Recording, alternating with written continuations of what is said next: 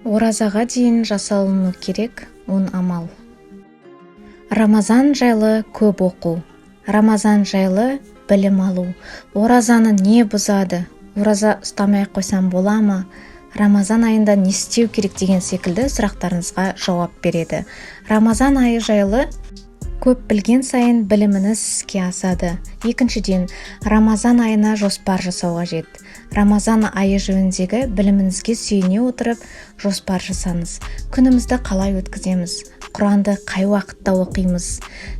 Ауызашар қашан береміз деген секілді қарапайым сұрақтарға жауап беруіміз қажет. Рамазан айында атқаратын істеріңіздің барлығын тізіп жазып шығыңыз. Тіпті жаман әдеттен арылып, жақсы қасиетті әдетке айналдырмақ болып жүрсеңіз, оны да кішігірім жоспарыңызға жазып қоюыңызға болады. Үшіншіден, Құран оқуды жоспарға құру.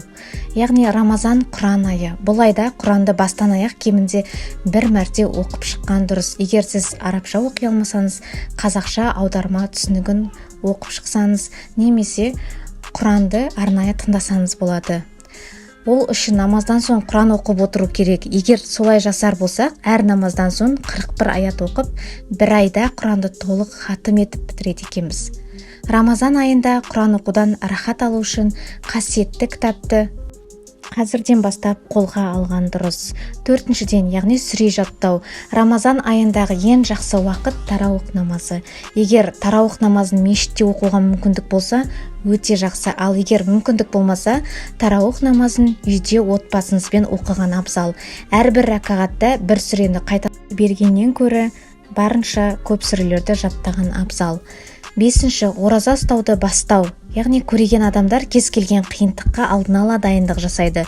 Спорт шеберлері болсын, ауыр жаттығу жасар алдында денесін қыздыратын арнайы жаттығулар жасайды. Әйтпесе бұлшықеттерге шамадан тыс күш түсер болса, сіңірлер зақымдануы мүмкін. Міне, Рамазан айында да дәл солай біз дайындықты қазірден бастап кетуіміз керек. Пайғамбарымыз саллаллаху алейхи уассалам Шағбан айында жиі ораза тұтқан. Бұл ол кісінің Рамазан айына жасаған әрі моральдық дайындығы болып табылатын. Айша анамыздан жеткен хадисте былай делінген: Алла елшісі кей уақытта жиі ораза тұтатын. Бұл айда мүлдем ауыз ашпады деп те ойлайтынбыз. Сонымен қатар ас мәзірін әзірлеп қою. Яғни отбасыңызбен бірге ас мәзірін құрып қойған ол артық етпейді. Тұзды, майлы, қуырылған және газдалған өнімдерді мүлде алып тастаңыз. Рамазан айында ішетін асымыз сіңімді әрі жеңіл тамақ болғаны дұрыс. Рамазан басталмас бұрын қажетті әрі пайдалы өнімдерді әкеліп қойыңыз. Мүмкіндік болса, уақытыңызды бөліп, тұшпара, манты секілді жартылай дайын өнімдерді жасап қойған өте жақсы.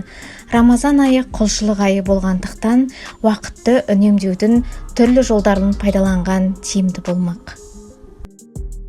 Қасиетті айда көптеп дұға етіңіз.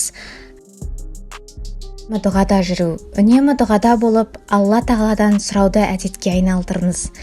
Уа Раббым, біздерді аман-есен Рамазанға жеткізе көр деп айтып жүріңіз.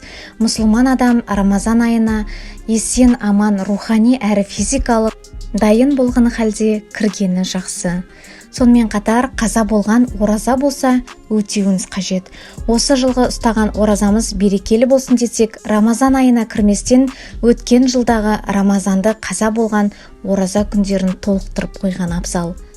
Әбу Салама Айша анамыздың Рамазан айындағы қаза болған оразамды тек Шағбан айында өте алатынмын дегенін жеткізген. Сонымен қатар қарыздарыңыз болса, сол қарыздардан барынша арылып, жақсы көңіл күйде оразаға кіруіңіз.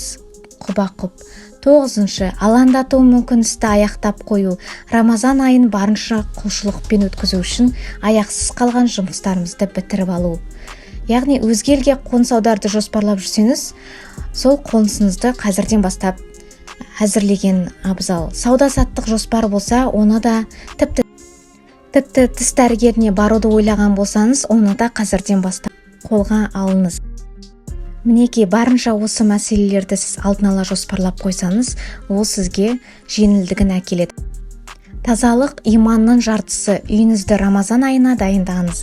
Яғни толық тазалық жүргізіңіз. Киілмейтін қалың киімдерді жуып, оларды таса жерге жинаңыз. Сонымен қатар Рамазан айының алдында толықтай ғұсыл алыңыз. Осылайша 12 айдың сұлтаны болған Рамазанды таза көңіл күймен, ақ ниетпен қарсы алайық. Аллах тағала баршамыздың әппақ ниетімізді қабыл етсін. Әмин.